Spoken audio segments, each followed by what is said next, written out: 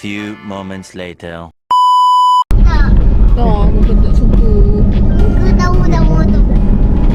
Aku datang dah. Bagus. Kita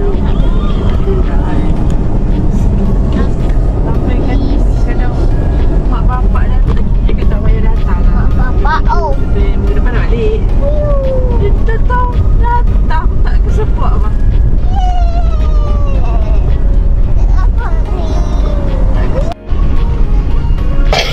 Oh, cepat.